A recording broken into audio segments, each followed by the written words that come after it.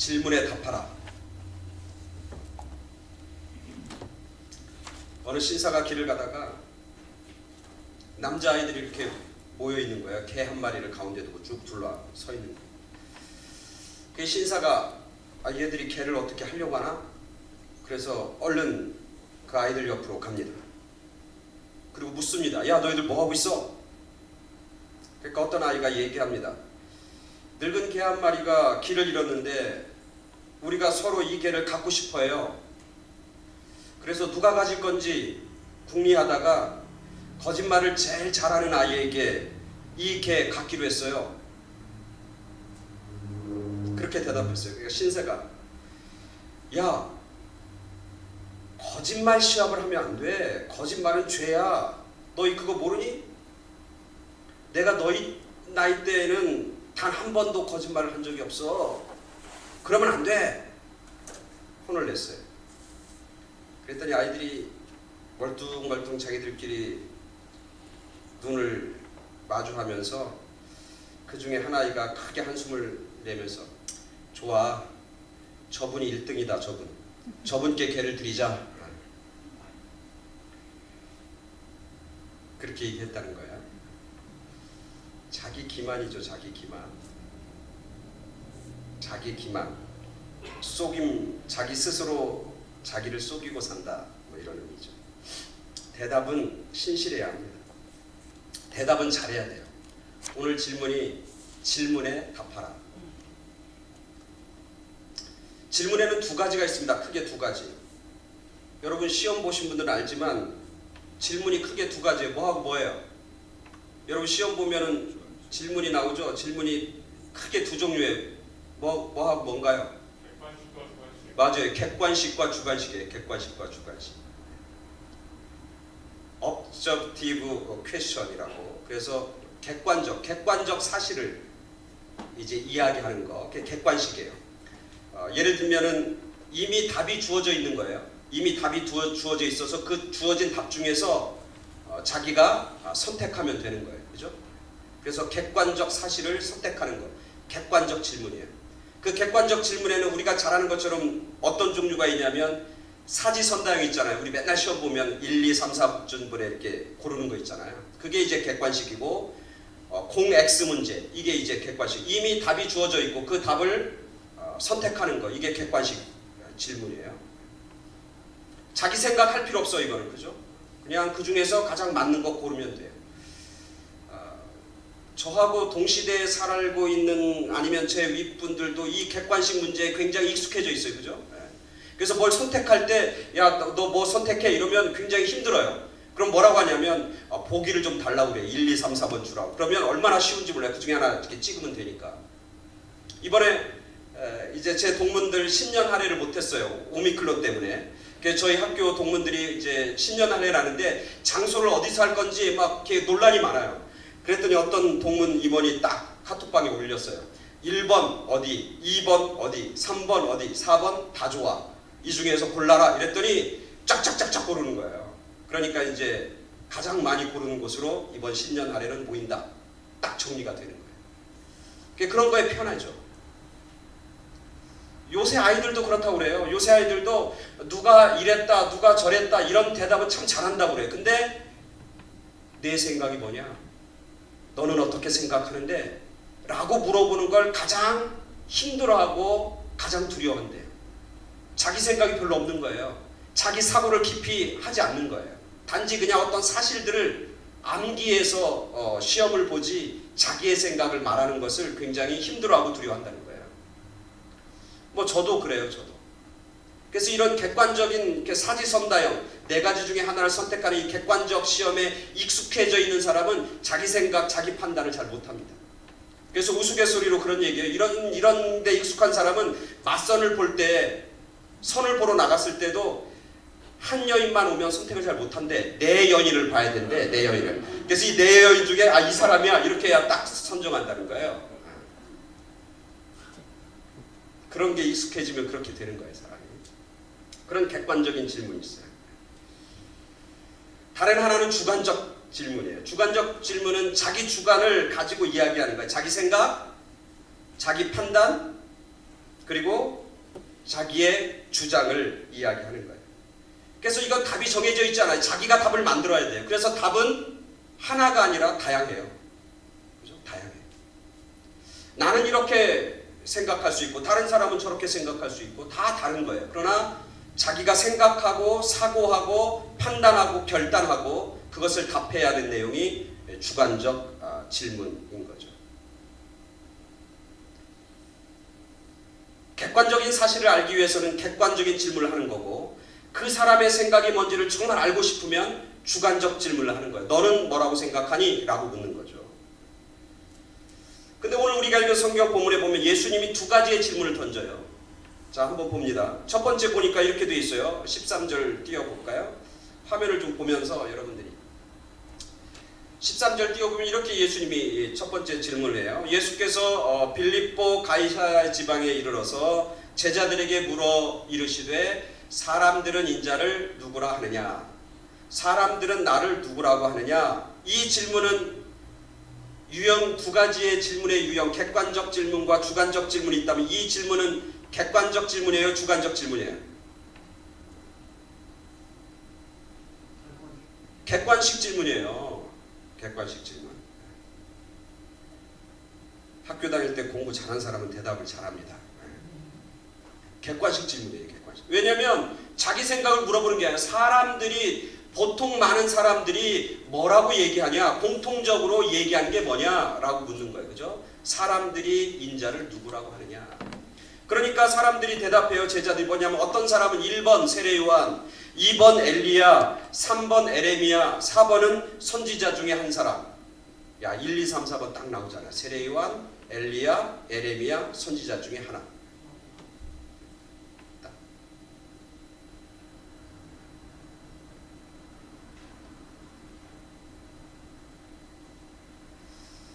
두 번째 질문을 던져요. 근데 이렇게 질문하고 대답을 했어요. 그러면 만약에 객관적인 사실을 예수님이 알고 싶으면 뭐라고 해야 되냐면 야, 이 네 중에 너희들은 뭘 선택할래? 라고 물었어요. 그죠? 물어야 돼요. 그죠? 그럼 이 네 가지 중에 하나를 선택하는 거예요. 나는 세례 요한, 나는 엘리야, 나는 에레미야 이렇게 선택하는 거예요. 그게 객관식 질문이 가지고 있는 유형이죠. 근데 오늘 15절에 보니까 이렇게 얘기해요. 너희는 나를 누구라 하느냐?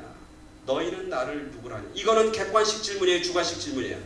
주관식 질문이에요. 너는 뭐라고 생각해? 너는 다른 사람은 뭐라고 생각해? It doesn't matter. 그건 상관없어. 너는 나를 누구라고 생각하는데 너 생각을 얘기해봐. 다른 사람 얘기하지 말고 다른 사람은 세례 요한, 에레미야, 엘리야 뭐 선지자 중에 하나라고 얘기하는데 너 생각은 어떤데? 너는 뭐라고 생각하는데? 라고 하는 주관식 질문으로 오늘 예수님이 다시 질문을 던지게 되는 거죠. 저는 이 두 질문을 곰곰이 묵상하면서 이런 생각을 했어요. 첫 번째 객관식 질문을 던졌어요. 사람들이 너를 누구라고 하느냐라고 물었을 때 사람들이 1번 세례요한, 2번 엘리야, 3번 뭐 에레미야, 4번 그리스도 하나님의 아들 이렇게 답할 수도 있잖아요. 그죠? 왜 예수님이 주관적 질문을 하셨을까 생각해 보는 거예요. 네 가지 중에 답이 없어서 이 질문을 또 던지는 걸까? 네 개 그 사람들이 얘기했던 세례 요한, 엘리야, 에레미야, 선지자 중에 한 사람이라고 하는 대답이 정답이 없었기 때문에 예수님이 이 질문을 또 던지는 것일까? 의심해 보는 거예요. 근데 그건 아닌 것 같아요. 만약에 만약이란 말은 가정이라고 하는 것이 그렇게 중요한 의미를 가지고 있지 않지만 한번 가정해봐요. 이 사람들이 대답하는데 예수님이 누구냐고 대답하는데 그 중에 한 대답 중에 엘리야, 세례 요한, 에레미야 네 번째가 주는 그리스도시요 하나님의 아들입니다 라고 하는 답이 있었다 그러면 예수님이 더 이상 제자들에게 너는 나를 누구라고 하느냐라고 하는 주관적 질문을 던지지 않았을까? 제가 생각해 본 결론은 뭐냐면 아니다. 그 안에 대답이 있어도 정답이 있어도 예수님은 제자들에게 주관적 질문을 하셨을 거다. 왜? 예수님이 알고 싶은 건 제자들의 마음과 제자들의 생각과 제자들이 가지고 있는 중심이기 때문에. 그래서 두 번째 질문을 던지는 거예요. 너희는 나를 누구라고 하느냐.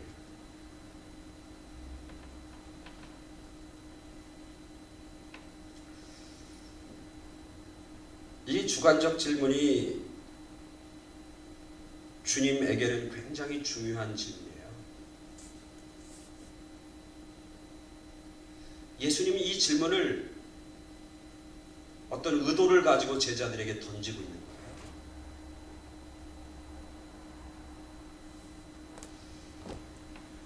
오늘 우리가 읽은 이 본문은 예수님의 이 질문과 이거에 대한 베드로의 대답, 이 본문은 마태, 마가, 누가복음에 다 있어요. 요한복음에만 없어. 요한복음에 없는 이유는 뭐냐면 요한복음에는 사람들이 예수님을 누구라고 생각하느냐, 비록 그게 제자들이라 할지라도 요한에게는 그게 별 문제가 안 돼요. 요한에게 있어서는 뭐가 중요하냐면 예수님 스스로 내가 누구인가를 밝히는 게 굉장히 중요해요. 그래서 요한복음에는 나는 누구다, 나는 누구다, 예수님 스스로가 자기의 정체성을 얘기해요. 근데 마테마가 누가에게는 똑같은 이 본문이 들어가 있는데, 이 본문이 가지고 있는, 이 본문이 위치하고 있는 그런 위치를 보면 이 본문 다음에 마태도 그렇고 마가도 그렇고 누가도 그렇고 이 본문 다음에 예수님이 제자들에게 뭘 설명하기 시작하냐면 예수님이 십자가에 달려 돌아가시고 그리고 죽임을 당하고 고난의 길을 갈 것이고 죽은 지 3일 만에 부활할 거라고 하는 예수님의 고난과 순환에 대한 메시지를 이 본문 다음에 비로소 시작해요. 오늘 우리가 읽은 마태복음도 마찬가지고 오늘 우리가 읽은 본문 그 다음에 나오는 한 구절 21절을 제가 읽어드릴게요. 이때는 뭐냐면 이렇게 제자들과 예수님이 나는 누군가 주관적 질문을 제자들에게 던지고 그것에 대한 대답을 듣고 난 이후에 예수 그리스도께서 자기가 예루살렘에 올라가 장로들과 대제사장들과 서기관들에게 많은 고난을 받고 죽임을 당하고 제3일에 살아나야 할 것을 제자들에게 비로소 나타내시니, 비로소 말씀하시니. 무슨 얘기인지 아시죠? 이 본문이 마태복음만 이렇게 구조가 잡힌 게 아니라 마가복음도 똑같아요. 이 본문 다음에 예수님의 고난에 대한 이야기, 누가복음에도 이 대답 이후에 예수님의 고난 이야기를 쓰고 있는 거예요. 즉 다른 얘기로 하면 예수님은 십자가의 길을 가고 고난의 길을 가기 전에 제자들에게 뭔가 확인하고 싶은 게 있는 거예요. 이제 예수님이 예루살렘으로 들어간단 말이에요. 예루살렘으로 가기 전에 제자들과 함께 멀리 다른 지역에 가서 그 지역에서 어느 지역이냐면 이제 빌립보 가이사랴인데 제가 다음에 조금 이따 이 지역에 대해서도 제가 설명하지만 가이사 빌립보라고 하는 지방으로 제자들을 데리고 가서 거기서 제자들에게 이제 예루살렘으로 올라가기 전 고난과 십자가의 길을 가기 전에 제자들에게 모아놓고 이 질문을 던지고 싶은 거예요. 너희는 나를 누구라고 하는데?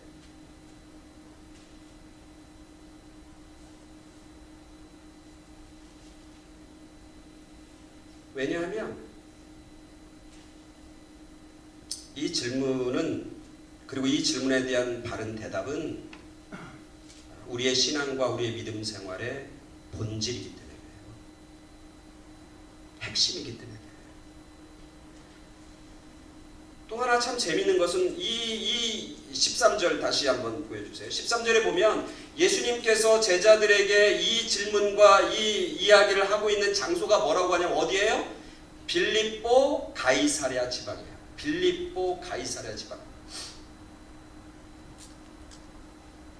혹시 여러분 성경 갖고 오신 분은 성경책 최고 뒤로 보면 지도가 나와요. 지도가 두 개가 나올 건데 하나는 광야 예수님의 출애굽 여정이 나올 거고 하나 최고 끝에 보면 예수님 살아계실 때 팔레스타인 지도가 나올 거예요. 만약에 여러분 성경 안 갖고 왔다면 빨리 그 핸드폰으로 쳐보세요. 예수님 당시의 팔레스타인 지도 딱 하면 딱 나와요. 자, 재밌어요. 자, 거기 지도에 보면은 컬러풀한 지도가 쫙 나올 건데 거기 지도 보면 잘 보이실지 모르겠지만 쉽게 얘기하면은 호수가 두 개가 있어요. 호수를 보세요. 파란색으로 돼 있어요. 최고 위에 있는 호수가 갈릴리 호수예요. 북쪽에. 그 다음에 요단강이 흐르고 최고 밑에 사해가 있어요. 사해 옆에는 유대 지방이에요. 그 유다 지방에는 밑에 남쪽에 사해 옆에 유대 지방이라고 써 있고 거기에 예루살렘이라고 하는 도시가 있어요. 예루살렘, 베들레헴 뭐 이런 지역이 있어요. 여러분 찾으셨어요? 밑에. 자, 위에 갈릴리 바다로 가보세요. 갈릴리로 가면 갈릴리 호수에 보면 거기 가버나움이 있고 그리고 막달라라고 하는 데가 있고 갈릴리라고 하는 지역이 있어요. 거기가 예수님이 주로 활동했던 지역이에요. 그죠? 지금 예수님이 누가복음, 마가복음, 마태복음도 보면 주로 활동한 무대가 뭐냐면 갈릴리 호수 주변이에요. 그래서 갈릴리 지역 그리고 가버나움이라고 하는 지역에서 활동을 한다고요. 그리고 나서 이제 비로소 주님이 십자가를 지려면 어디로 향해야 돼요? 예수님이 십자가 지려면 어디로 가? 어느 도시로 가요? 십자가는 어디서 져요? 예루살렘이란 말이야. 그럼 예수님이 어디로 이동해야 되냐면 남쪽으로 유대 지방 남쪽으로 여행을 해야 돼요. 근데 오늘 그 십자가를 지기 위해서 남쪽으로 예루살렘으로 여행해야 되는 그 예수님이 방향을 틀어서 더 북쪽으로 올라가요. 갈릴리에서 빌립보 가이사랴라고 하는 지방을 여러분 찾을 수 있어요? 갈릴리 바다에서 직접 위로 쭉 올라가면 노란색, 칼라로 보면 노란색이라고 펴있는 지역에 보면은 가이사랴 빌립보라고 하는 것 있어요, 없어요? 조그맣게 써있죠? 이게 가이사랴 빌립보라고 하는 지역이에요. 자, 예수님이 가야 할 곳은 예루살렘이에요. 이제 고난과 십자가를 향해서. 근데 가기 전에 남쪽이 아니라 방향을 틀어서 북쪽으로, 그것도 꽤 높은 지역으로, 꽤 먼 지역, 헬몬산이라고 하는 큰 산이 버티고 있는 가이사랴 빌립보라고 하는 곳으로 제자들을 데리고 올라가는 거예요. 마치 그런 것 같아요. 어떤 큰 일을 앞두고 제자들과 수양에 가는 거예요. 수련회. 산속에 큰 도시로 수련회를 가는 가이사 빌립보라고 하는 지방.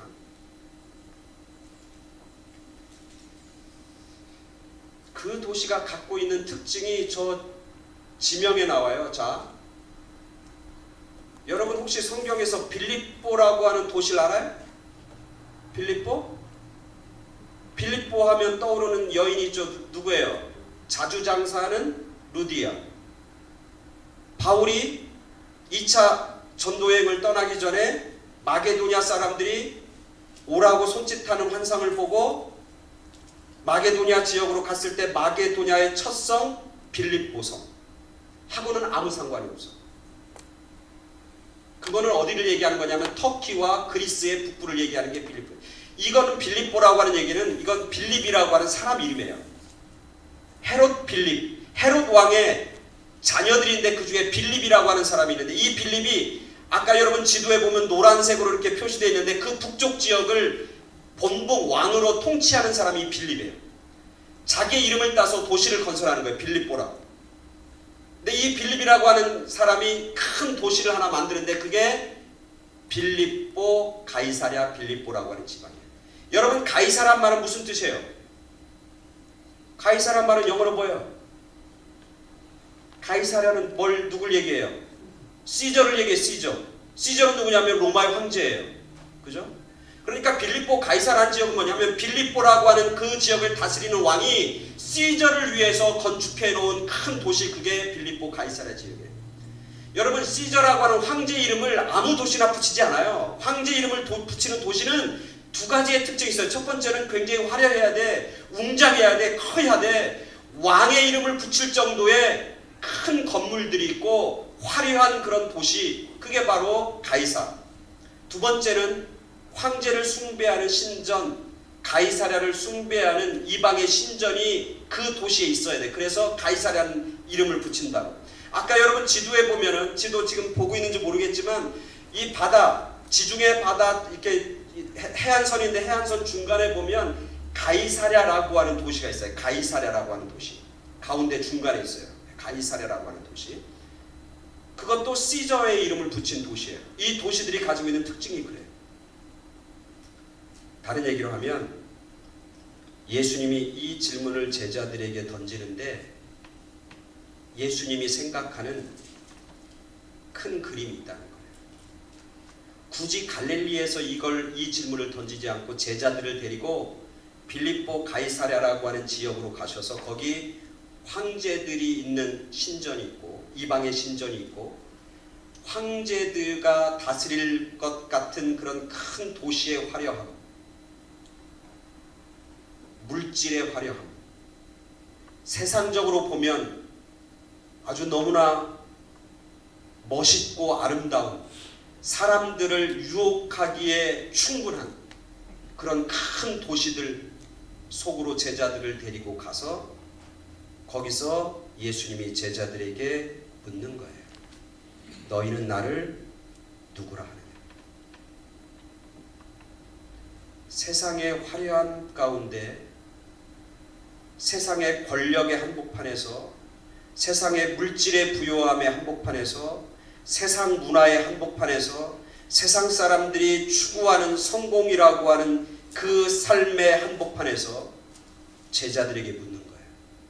너희는 나를 누구라고 하느냐? 왜냐하면 이 질문에 대한 대답을 바로 해야 세상이 아니라 주님의 길을 가기 때문이에요.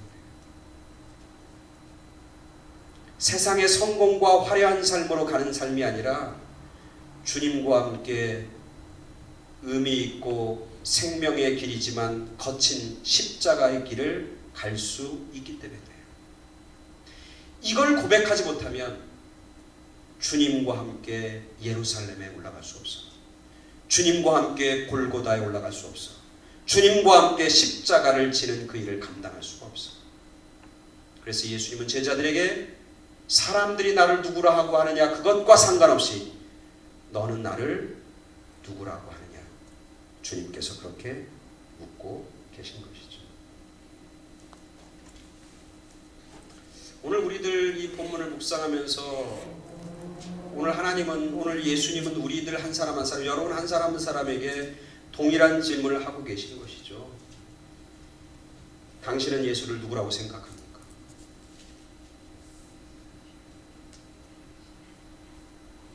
그렇게 물으면 이제 어떤 분은 여보 답해. 그럼 이제 와이프가 대답해요. 뭐라고? Me too. 저도 똑같아요. Me too. 그게 아니라 실존주의 철학자인 키에르고르는 얘기하잖아요. 우리 한 사람 한 사람이 하나님 앞에 뭐로 쓴다? 홀로 쓴다. 단독자로. 이게 뭐냐면 누구랑 같이 가는 게 아니고 내가 하나님 앞에서 어떤 고백을 하고 내가 하나님 앞에 얼마나 신실하게 살았는가, 그것 하나 가지고 우리가 하나님 앞에 씁니다. 그러니까 오늘 이건 우리들이 하나님에게 나아갈 때 가장 핵심적이고 가장 본질적인 질문이에요. 이거에 대해서 우리는 답을 해야 돼. 주관적 답을 해야 되는 거예요. 객관적 답이 아니라 우리 아내는 이렇게 얘기합니다. 우리 아버지는 이렇게 얘기합니다. 네, 우리 엄마는 이렇게 얘기해요. 목사님은 이렇게 얘기해요. 우리 교회는 이렇게. 이게 아니고 너는 나를 누구라고 해? 너. 이 주관적 질문에 대한 답을 해야 되는 거예요.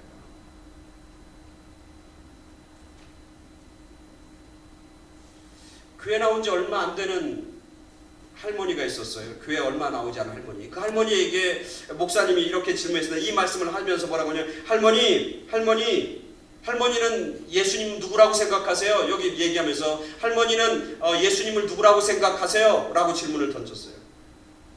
교회 나온 지 얼마 안 되는 할머니예요. 근데 이 할머니가 뭐라고 대답하냐면 저는 예수님은 오빠라고 생각합니다. 오빠.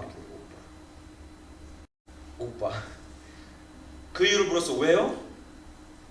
그랬더니 그 할머니가 뭐라고 대답했겠어요? 저는 하나님 아버지라서 하나님을 아버지라고 부르는데 성경에 보니까 예수님도 하나님을 아버지라고 부르요. 그래서 같은 아버지를 두고 있는데 내가 딱 보니까 예수님이 나보다는 좀 연배가 많은 것 같아요. 그래서 예수님하고 나는 오빠하고 자매 사이예요. 여동생 사이예요. 그렇게 얘기했다는 거예요. 재밌는 얘기지만 이렇게 생각해보면 말이 되죠. 이 할머니의 대답은 굉장히 기가 막힌 대답이다. 하나님 안에서 예수님과 나는 한 패밀리이고 한 가족이다. 나도 하나님을 아버지라고, 예수님도 하나님을 아버지라고 섬기는, 그래서 예수님과 나는 한 가족이고 패밀리다라고. 예수님은 나의 오빠. 이 할머니처럼 우리 스스로 한 사람 한 사람이 그거에 대한 분명한 답을 가지고 있어야 돼요. 성경에서는 가르쳐줬죠. 뭐라고 그래요? 예수님은 누구니까? 예수님은 그리스도요, 살아계신 하나님의 아들입니다. 그건 내 대답이 아니죠. 그건 누구의 대답이에요? 오늘 성경에 있으니까 누구의 대답이야? 베드로의 대답이잖아요.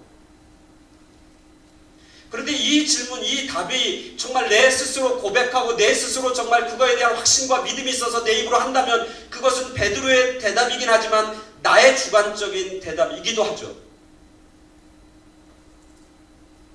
그러나 이 대답이 아니어도 여러분 한 사람 한 사람이 각자 예수님에 대한 진한 고백과 결단을 가지고 또 예수님을 만나는 그 만남의 사건을 통해서 예수님이 나의 삶 가운데 누구인가를 우리는 분명히 밝히고 그리고 고백하고 나아가야 되는 것이죠. 왜냐하면 이 부분이 우리 신앙생활의 핵심이고 본질이기 때문에 그렇고, 또 하나 이 대답이 앞으로 예수님과 함께 끝까지 예수님의 길을 갈 것인가? 아니면 세상의 화려한 유혹 가운데 결국 빠져서 예수님의 길을 떠날 것인가를 결정하는 가장 중요한 요소이기 때문에 그래요.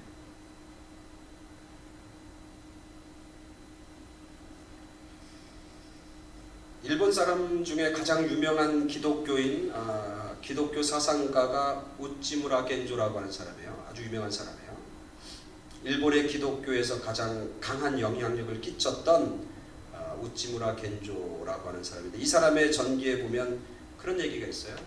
자기가 대학교 다닐 때 처음으로 예수님을 만나고 정말 예수님이 나의 주인이라고 고백하고 예수님이 나의 생명이라고 고백하고 내가 이 세상에 그 어떤 것보다도 예수님 한 분 내 삶 속에 모시고 난 살겠다라고 하는 그런 큰 경험과 체험과 그 고백을 합니다. 그리고 나서 그는 모여서 예배를 드리기 시작해요. 대학생 때 한 4-5명 모여서 이제 기도하고 예배를 드리는데, 뭐 일본이라고 하는 지역에 교회가 있는 것도 아니고, 그래서 그 사람 전기에 보면 사과깨짝 같은 거 딱 하나 방에다 놓고 6-6명의 젊은이들이 모여서 뜨겁게 기도하고, 그리고 6-6명 중에서 돌아가면서 목사님도 없으니까 자기가 받은 은혜에 대해서 간증하고 그리고 말씀을 서로 나누고 그렇게 모여서 이제 신앙생활 하기 시작했다는 거예요. 근데 마지막 이제 전기를 쓰면서 이 우찌무라 겐조는 그런 얘기예요. 그때가 자기 신앙과 자기 믿음 생활에 있어서 최고 화려한, 최고 멋진 그런 예배였고 그리고 믿음 생활이었다. 그는 그렇게 보여요. 그가 미국에 유학 와서 화려한 건물 속에서 화려한 예배, 성가대가 있고 찬양팀이 있고 각종 악기로 연주되는 그 화려한 음악 가운데서 예배 드렸던 그 예배보다 사과깨짝 하나 놓고 드렸던 그 예배를 자기는 잊을 수가 없고 그것이 자기 삶 속에서 가장 위대한 예배였다고 그는 고백하는 거예요. 그러면서 그는 왜 그러냐면 이 얘기를 해요. 뭐냐면 그때 나는 내 마음속에 예수님이 정말 나의 삶의 주인이고 생명이고 이 세상의 그 어떤 것을 다 잃어버려도 예수님 한 분이면 족하다고 하는 그 고백, 진한 고백이 그때 내 마음의 중심에 있었기 때문이다. 그렇게 얘기합니다.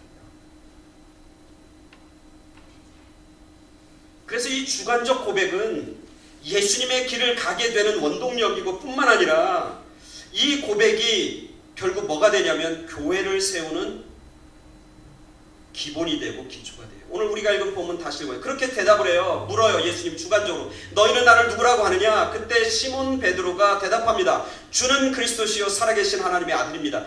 주는 그리스도시요. 주는 그리스도라는 거예요. 주님은 나의 구원자입니다. 주님은 나의 메시아입니다.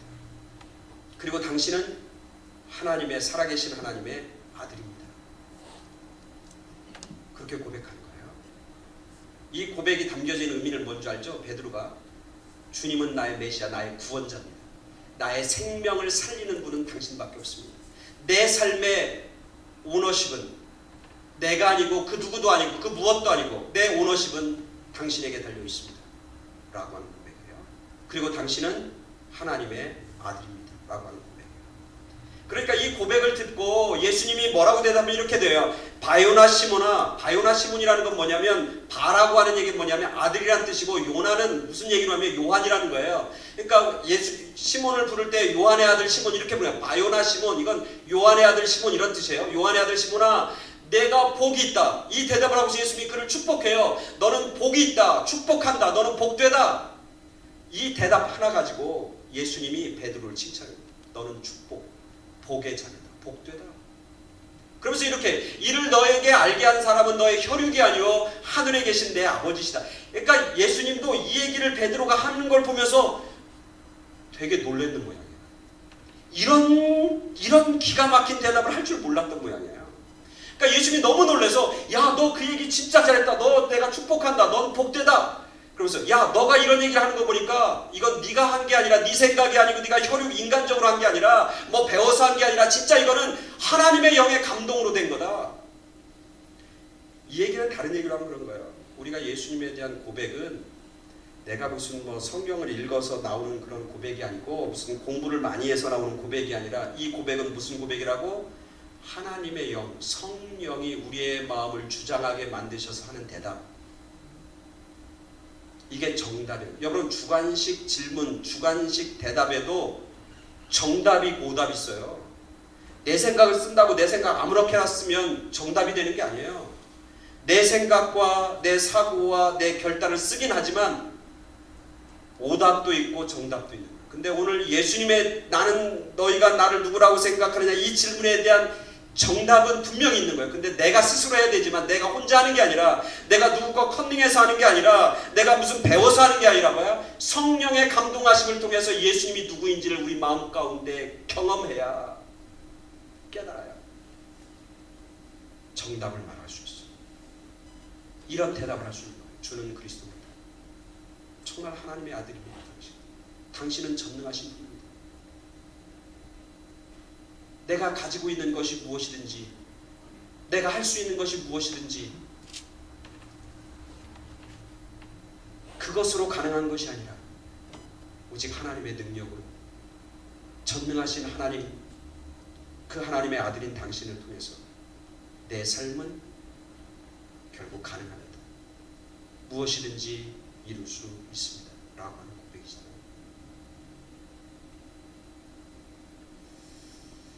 그러면서 예수님이 너무너무 좋아하셔. 그러면서 그 다음 절 보세요. 또 내가 내게 이르노니, 그렇게 칭찬한 다음에 이렇게 얘기해요.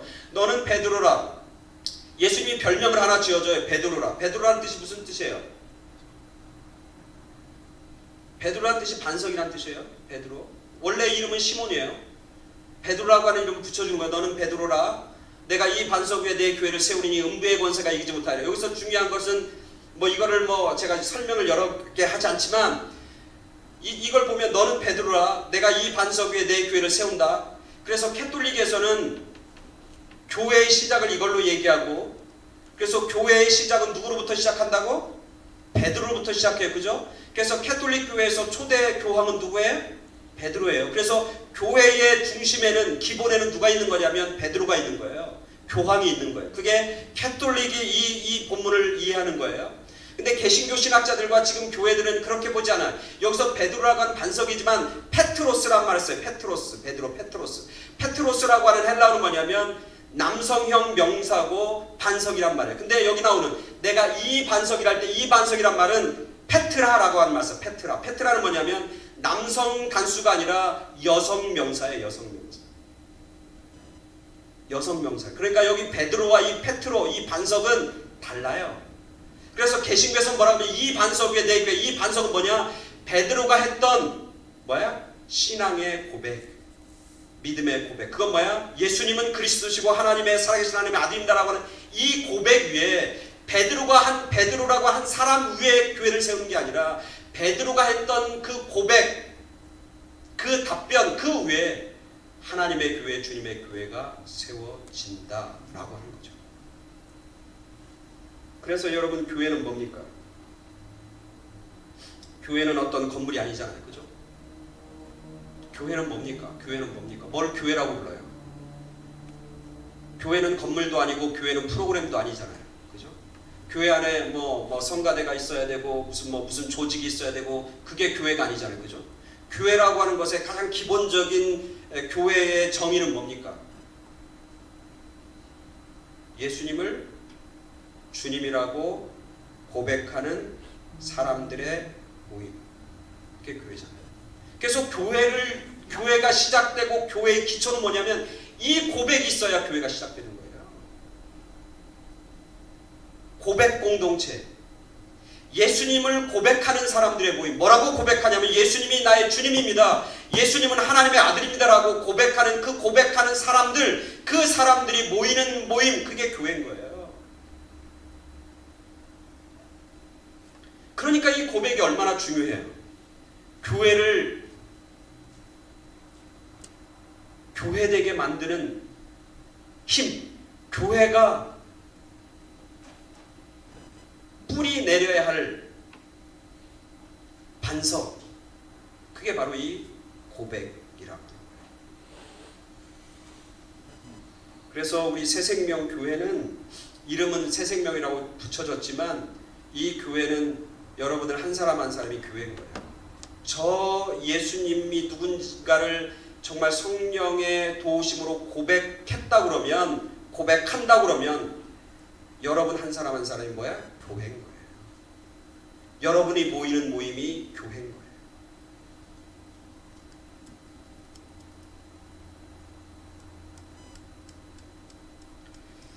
그래서 이 고백이 중요한 거예요. 그래서 예수님은 제자들에게 마지막 십자가의 길을 가기 전에 예루살렘으로 들어가기 전에 제자들을 모아놓고 너희는 나를 누구라고 해?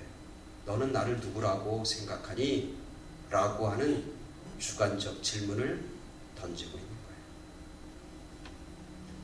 오늘 우리들이 신앙생활하고 믿음생활하면서 우리가 세상 속에서 살아요. 마치 빌립보 가이사랴라고 하는 화려함과 수많은 유혹 가운데 살아요.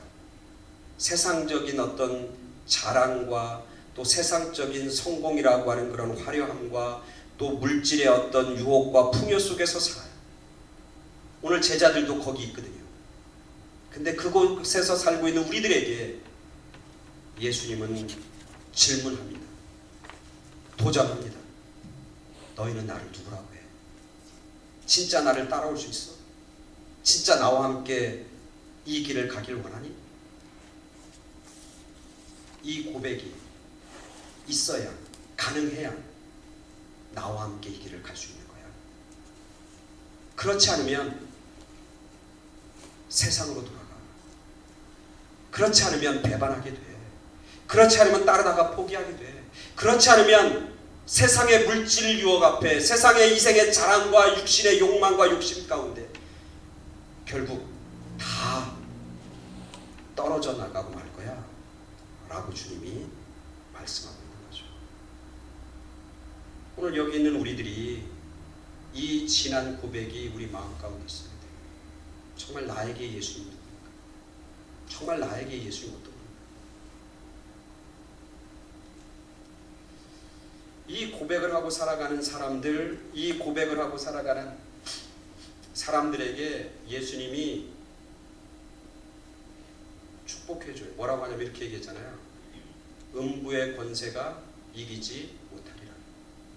음부라고 표현하기도 하고 지옥의 권세라고 이야기하기도 하고 어둠의 세력이라고 이야기해요.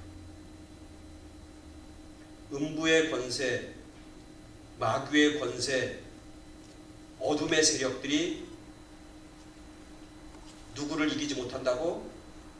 예수님을 마음속에 고백하고 살아가는 사람들을 이기지 못한다.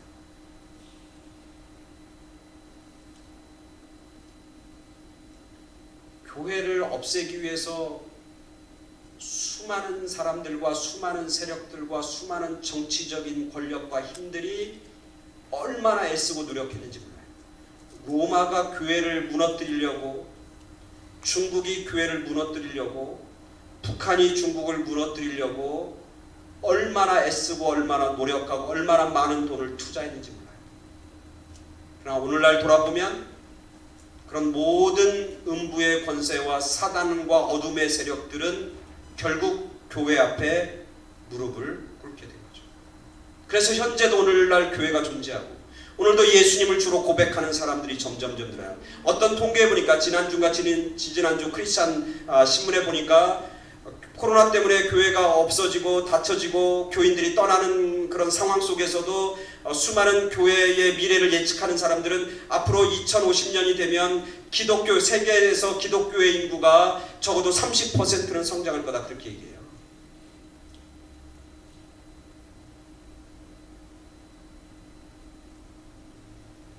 못 이긴다는 거예요. 못 이긴다는 거예요. 누가 이기는 거냐면 예수님이 이긴다는 거예요. 누가 이기는 거냐면 예수를 고백하는 사람들이 이긴다는 거예요. 누가 이기는 거냐면 그런 사람들의 모임이 이긴다는 거예요. 그래서 오늘 얘기하잖아. 음부의 권세와 어둠의 권세와 그 어떤 세력도 교회를 무너뜨리지 못하고 예수 그리스도를 믿는 믿음의 사람들을 해하지 못할 것이다, 말씀하고 있는 것이죠. 여러분이 지금 무슨 어둠 가운데 사로잡혀 있습니까? 여러분이 지금 어떤 죽음의 어떤 그런 절망 가운데 있습니까? 여러분을 넘어뜨리고 절망하게 만들고 어둠 가운데 몰아넣으려고 하는 그런 여러 가지 세력들과 그런 사람들과 그런 어떤 다른 어떤 것들이 있습니까? 걱정하지 마시고요.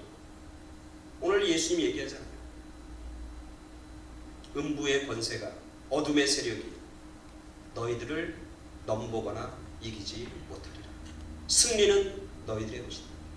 이 고백만 한다면, 이 고백만 가지고 우리가 살아간다면 두려울 것이 없다. 절망할 필요 없다. 어둠 속에서도 절망하거나 흔들릴 필요 없다는 거예요.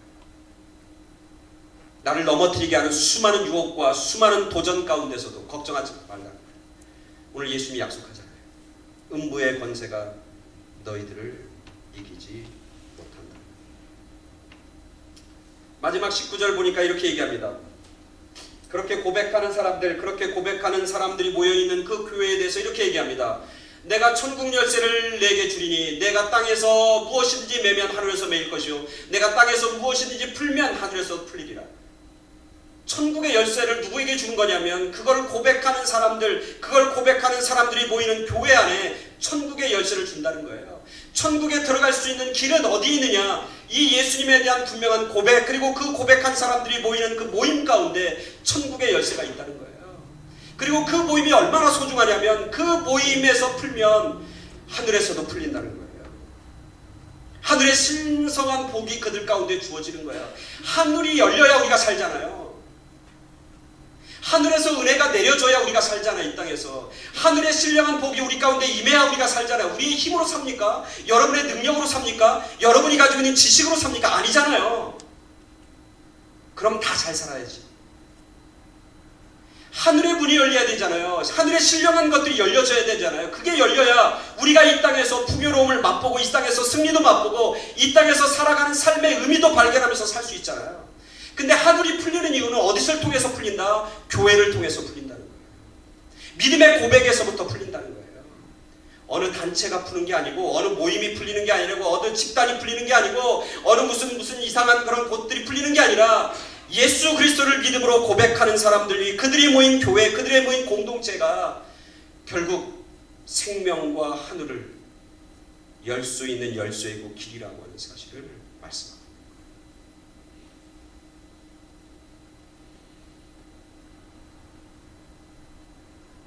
하늘을 여는 열쇠.